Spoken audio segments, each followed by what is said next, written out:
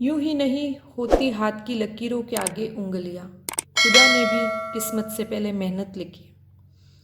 किस्मत जिसकी तेज होती है उसको उसके वक्त पर ही कोई चीज़ प्राप्त होती है, लेकिन मेहनती जो व्यक्ति रहता है वो अपने किस्मत के भरोसे ना बैठ करके कल मिलने वाली सफलता को भी आज हासिल करने की ताकत रखता है। तो हमें जीवन में किस्मत के भरोसे या यूं नहीं कि हम लकी है अनलकी है ये सोच रख करके कभी मेहनत नहीं करनी चाहिए। हमें खुद पर भरोसा रखना चाहिए, खुद की काबिलियत पर भरोसा रखना चाहिए और हमेशा मेहनत करनी चाहिए, क्योंकि तेज चाल चलने वाला खरगोश जीते ना जीते यह कोई तय नहीं है, लेकिन हाँ धीमी चाल वाला लेकिन लगातार चलने वाला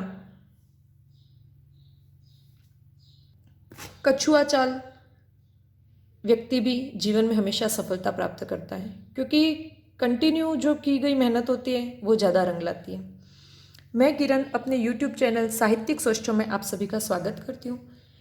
हम अभी तक कर्म के आधार पर क्रिया के भेद तथा प्रयोग एवं संरचना के आधार पर क्रिया के कुछ भेद देख चुके हैं। आज हम शुरू करते हैं पूर्वकालिक क्रिया। इसकी परिभाषा है मुख्य क्रिया से पहले होने वाली क्रिया को पूर्वकालिक क्रिया कहते हैं।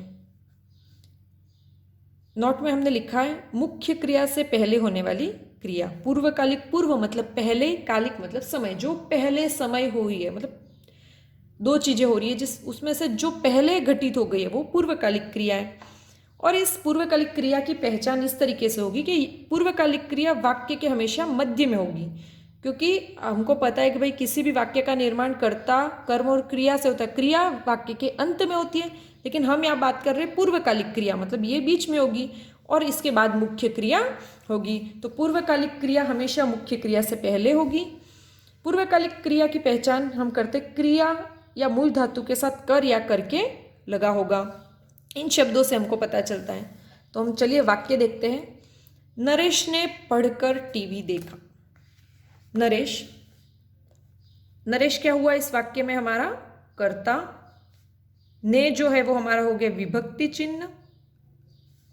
अब आता हमारा पढ़कर, इसमें पढ़ना मुख्य क्रिया हो गई हमारे मूल धातु और उसमें लगा हमारे कर। इस तरीके से हमारा बना पढ़कर। टीवी हमारे हो गया कर्म और देखा हमारे हो गया क्रिया। तो देख सकते हैं आप दो क्रिया ही है, एक ही है और एक ही है, तो ये हमारी मुख्य क्रिया है।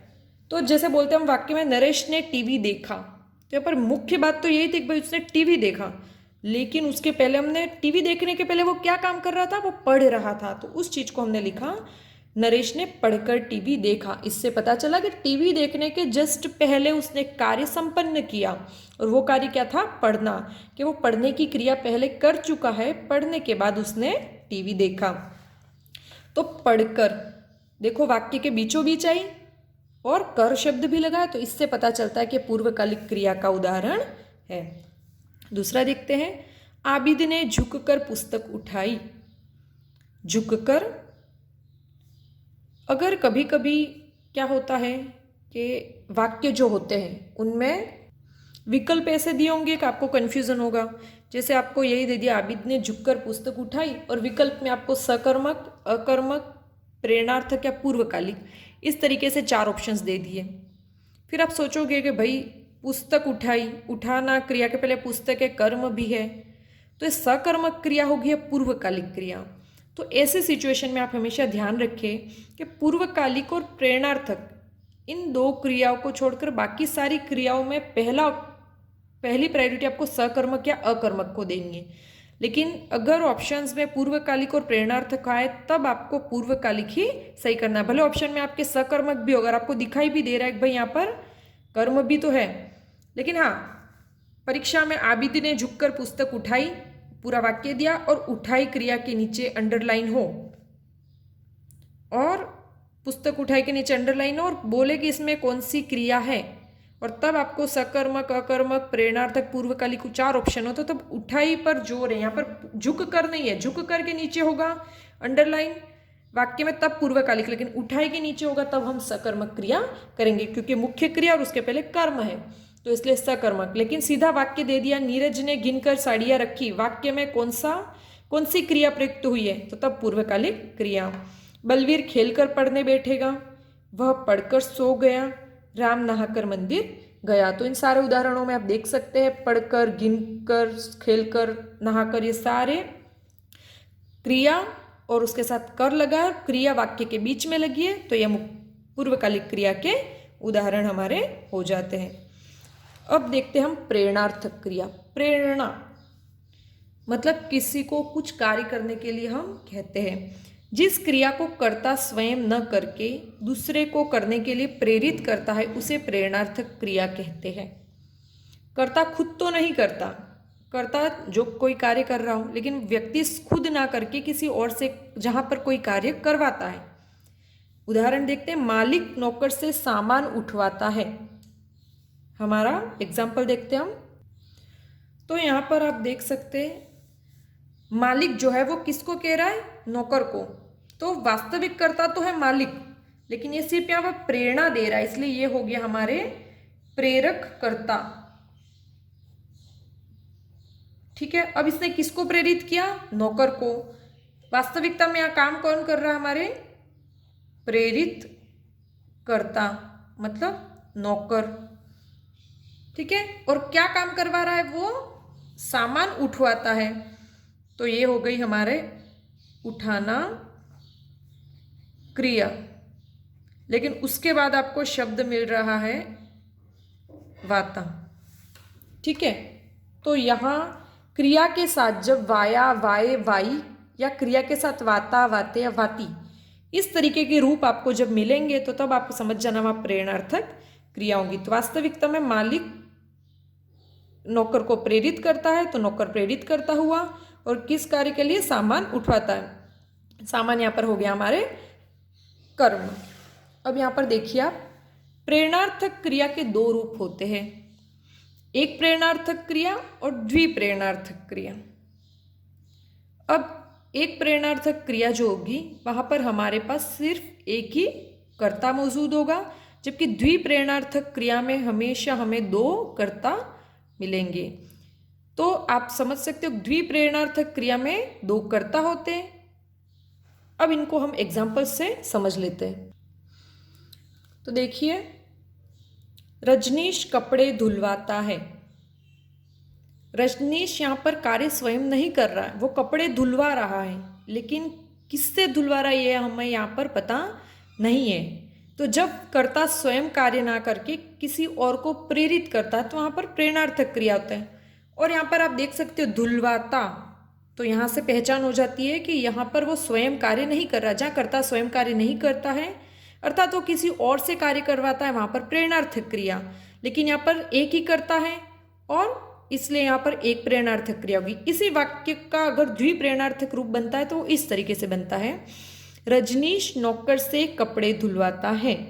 ठीक है, धुलवाता क्रिया हो गई हमारी प्रेरणार्थक क्रिया, लेकिन वह किससे धुलवाता है, तो नौकर से धुलवाता है। तो यहाँ पर वो स्वयं कार्य ना करके अपने नौकर को प्रेरित कर रहा है। तो यहाँ पर एक तो प्रेरक कर्ता और एक प्रेरित कर्ता, दो कर्ता है, इसलिए यहाँ पर द्विप्रेरणार्थक क्रिया होगी। जैसे और देखते हैं हम, सरपंच ने गांव में तालाब बनवाया। ठीक है, वाया, वाई ये भी शब्द जो है वो प्रेरणार्थक क्रिया की है। सरपंच ने गांव में मजदूरों से तालाब बनवाया, तो किससे बनवाया, तो मजदूरों से। रमेश सफाई करवाता है, स्वयं ना करके वो करवाता है, प्रेरित करता है। और किसको प्रेरित कर रहा है, वो रमेश बीवी से सफाई करवाता है। तो जहाँ वाक्य में दो कर्ता दिखाई दे वहाँ द्विप्रेरणार्थक क्रिया, और जहाँ वाक्य में एक कर्ता हो वहाँ एक प्रेरणार्थक या कह सकते हो प्रथम प्रेरणार्थक क्रिया होगी। और कुछ अपन उदाहरण देखते हैं जिनसे आपको और भी ज़्यादा स्पष्ट हो जाएगा। 3 वाक्य मैंने लिखे, देखते हैं। कृष्ण ने माखन मंगवाया, ग्वालों से माखन मंगवाया। और अब इन दोनों वाक्यों को जोड़ करके हमने नया वाक्य बनाया, कृष्ण ने ग्वालों से माखन मंगवाया। तो पहले दोनों जो वाक्य है वो एक प्रेरणार्थक होंगे, क्योंकि इसमें एक ही कर्ता है, जबकि यह जो है वो हमारे द्विप्रेरणार्थक क्रिया का उदाहरण है। कृष्ण ने माखन मंगवाया, ग्वालों से माखन मंगवाया।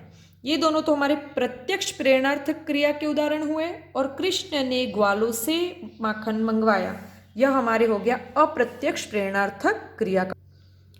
प्रेरणार्थक क्रिया का उदाहरण नहीं है, वरिष्ठ अध्यापक 2016 में पूछा गया था प्रश्न। पहला विकल्प है, प्रशांत अनिल से पत्र लिखवाता है, गोविंद ने राम को जगवाया, वह खाना खाकर सो गया, रमेश मजदूर से पेड़ कटवाता है। आपके सामने 4 विकल्प है, इनमें से 3 प्रेरणार्थक क्रिया के उदाहरण है और 1 नहीं है। तो लिखवाता, जगवाया, कटवाता क्रिया से हमको पता चल गया कि ये तीनों वाक्य तो हमारे प्रेरणार्थक क्रिया के, क्योंकि क्रिया के बाद वाया या वाता, वाते इत्यादि जो शब्द लगते हैं उससे पता चल जाता है कि ये तो प्रेरणार्थक क्रिया है।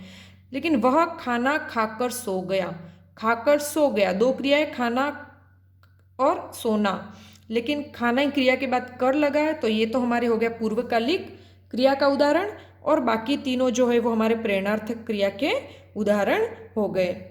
और देखते नीचे, भिन्न क्रिया छाटे।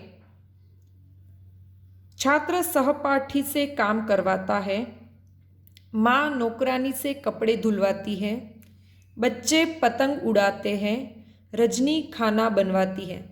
दिखने में बिल्कुल सब समान है, लेकिन छात्र सहपाठी से काम करवाता है, द्विप्रेरणार्थक क्रिया का उदाहरण हो गया हमारे।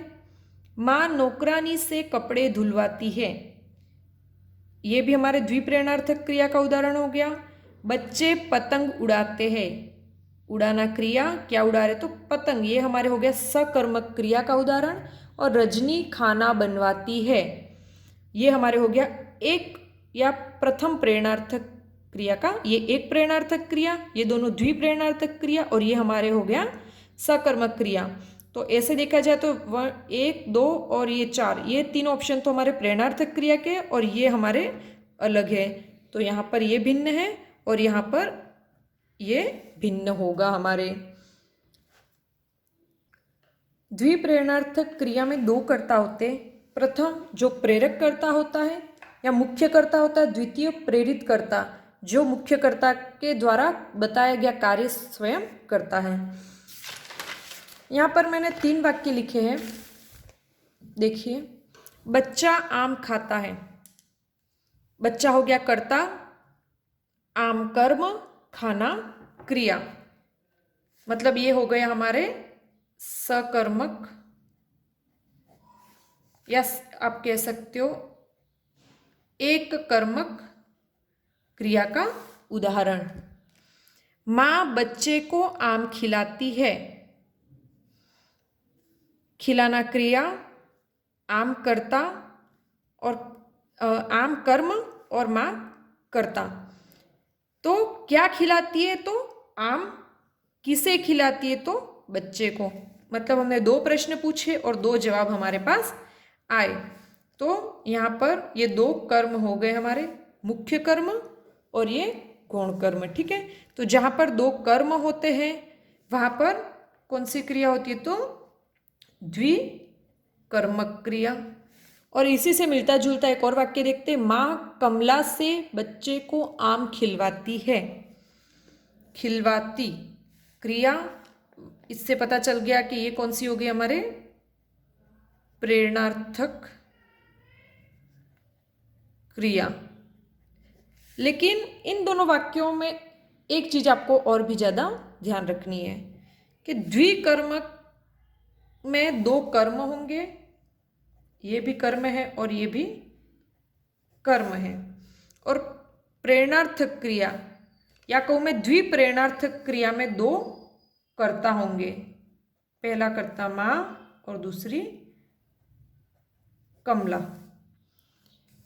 और द्विकर्मक और द्विप्रेरणार्थक क्रिया में एक अंतर हम इस तरीके से भी कर सकते, द्विकर्मक में हमेशा को विभक्ति चिन्ह आपको मिलेगा, जबकि द्विप्रेरणार्थक में आपको से विभक्ति चिन्ह मिलेगा, क्योंकि कर्म के साथ हमेशा को विभक्ति चिन्ह होता है और कारक में आप पढ़ते हैं तो साधन के लिए हम हमेशा करण तत्पुरुष करण कारक का प्रयोग करते हैं। जैसे मैं कलम से पत्र लिखती हूँ, तो कलम यहाँ पर साधन हो गया, तो वहाँ पर पुत्र को या बच्चे को आम खिलाने के लिए कमला सहायता कर रही है, वो सहायक के रूप में है, इसलिए यहाँ पर से और को, इनसे भी हमें पता चलेगा कि कर्म द्विकर्मक क्रिया या द्विप्रेरणार्थक क्रिया है।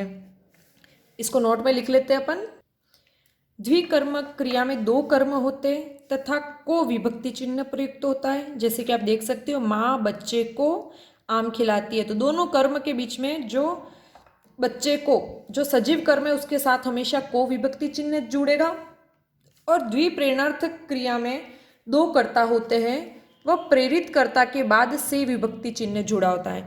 माँ कमला से बच्चे को आम खिलवाती है, तो माँ प्रेरक करता है और कमला प्रेरित करता है, और प्रेरित कर्ता के बाद हमेशा से विभक्ति चिन्ह जुड़ा होता है। तो यहाँ इस प्रकार आप अगर 4 वाक्य हो गए और तब आपको कन्फ्यूजन हो सकता है कि आप छोटा सी चीज़ें ध्यान नहीं दो, और द्विकर्मक और द्विप्रेरणार्थक में तब आपको कन्फ्यूजन नहीं हो, इसलिए आप ये शॉर्ट ट्रिक हमेशा याद रखें। सभी प्रेरणार्थक क्रियाएं सदैव सकर्मक होंगी, ठीक है। जैसे कि वाक्य से आपको पता चलेगा, माँ बच्चे कमला से बच्चे को आम खिलवाती है, तो हमेशा वहाँ पर कर्म होगा ही, और जिस वाक्य में कर्म होगा वो हमेशा सकर्मक क्रिया होगी। निम्नांकित में से प्रेरणार्थक क्रिया नहीं है, हंसाना, जगाना, लिखवाना या भूलना। तो इनमें से प्रेरणार्थक क्रिया कौन सी नहीं है? देखो, हंसाना मतलब किसी और को हम हंसा रहे, खुद हंसते तो हम कहते हैं हंस रहा हो, लेकिन राम बच्चे को हंसाता है तो किसी और को हंसा रहे, ठीक है। राम मोहन को जगाता है, जगाना। मैं राम से पत्र लिखवाती हूँ, लिखवाना। और भूलना नहीं हो, भूलवाना अगर होता तब वो प्रेरणार्थक होती, लेकिन भूलना क्रिया प्रेरणार्थक क्रिया